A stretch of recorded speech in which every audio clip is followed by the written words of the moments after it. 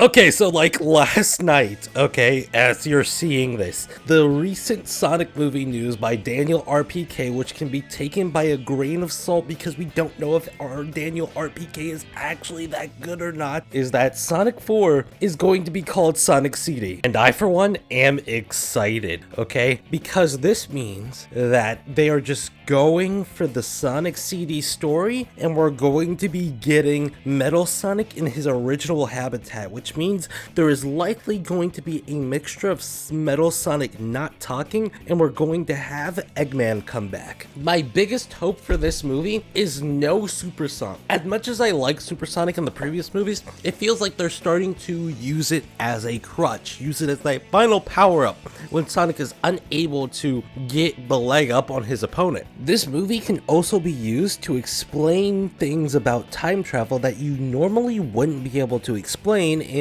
a video game for some reason. Like the difference between the Chaos Emerald time travel and Time Stone time travel, if they decide to put Little Planet and the Time Stones in the actual story. This could be our chance to literally have the Time Stones not actually affect time, but the thing they're trying to affect. So if you used Time Stones in a machine, it would only evolve the machine into its like maximum form instead of like changing the world around the Time Stone, right? So like, oh, Sonic can teleport with the Time Stones, but he wouldn't be able to teleport somebody else with the Time Stones. Does that make any sense? It should make sense because this is some golden shit right here, dude. This is amazing stuff. The original Sonic CD was a 2D game, meaning that all the meaning is stuff you get like a Freddy Fazbear kind of sequence.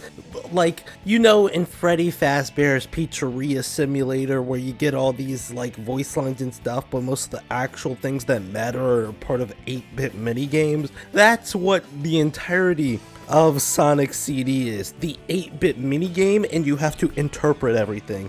Someone like me doesn't really want to have to interpret stuff a lot. I don't inherently want people who have played the original Sonic CD to be upset, but you have to understand that the meaning behind your game is basically as cryptic as FNAF, and let's be real, okay? Everything can use a glow up and a touch of paint. That's why I would really want Sonic 1, 2, and 3 to get remade with voice acting. I would love the entire game more. With that being said, going back to the original discussion, with Sonic 4 being called Sonic CD, it has to align a lot more with the actual game that it's based on, right? So they are going to have to go back and go like, oh, how related is this to Sonic CD, and how can we make it close enough to where most Sonic fans aren't actually upset? Because when you call something after something else, it has a way different connotation than if you just call it a numbered sequel, right? You have Sonic 1, Sonic 2, Sonic 3, Sonic 4, Sonic 5, Sonic 6.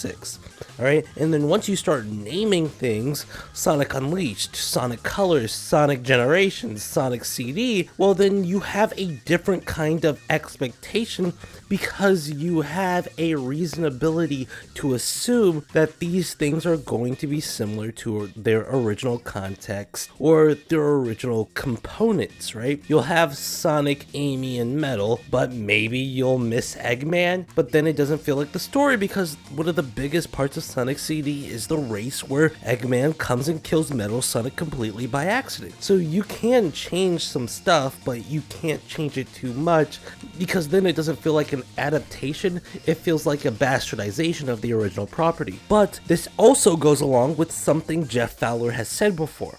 Jeff Fowler has said before in interviews that he will never make a game movie or a movie game that is one for one like the original content that it's based on. So if we take that at complete face value, no matter if we go into unnumbered sequels or numbered sequels, that it would completely be a bastardization of what the original components were. Also, the more things you name after another game, the harder it is to find it in search results without, having to type in game, making it to where you have to type in more stuff in order for your search terms to come out, and it's like really annoying. I know most people don't care about this, but like if you're looking up Sonic Heroes and you get Sonic Heroes the movie with 45 different people in it and it's actually only supposed to be 12, you're gonna be slightly annoyed that you just saw 30 people in there, and maybe even Infinite the Jackal, a person who didn't exist at the time, in your Sonic Heroes movie. Okay, so another thing I wanted to talk about relating to Sonic the Hedgehog is the idea that Shadow the Hedgehog will be getting his own game soon. And I think that this is very good, because if we get like a Sonic game focusing on the relationship between Sonic and Amy, and then we can use the fucking Metal Sonic stuff, and we can use that building a dual like partnership between Metal Sonic and Shadow the Hedgehog. I think building on that character relationship would be very cool. But the real thing that is going to happen is that they're going to make a game focusing on Shadow, not really introducing new characters and using the characters already in the sandbox. But what they're going to do is not going to be as interesting as the things you could do by exploring Shadow being out in space. I think that Shadow should be officially a space warrior. Why? When his ability is to protect Earth, and he's supposed to protect Earth because that's what like Gerald and Maria would have wanted for him? Well, the reason why you do that is because Sonic is very good at defeating Eggman and all the threats on Earth. If Shadow goes out and he fights all the threats in space, well then you have two fronts being defeated by two different characters who are of similar power levels, and we know how strong Sonic is. That's what I would want them to do. But knowing Sonic Team, they never do their full potential unless somebody pushes them that way. Shadow being in space matters to me a lot because there is so many things that could be explored. We can learn more about Babylon rogues, we can learn more about the Black Arms, we can learn more about the Ancients, we can learn more about how evolution works, like why did the Ancients turn into the Chow, and then the Chow got affected by a chaos energy, and then they turned back into chaos. We can explore that. There's so many reasons why we should explore space in the Sonic universe, and we only explore space when it's connected to the Earth, or it's connected in some way to the actual planet itself. So like there's just so many reasons why a Shadow the Hedgehog trademark is a good thing.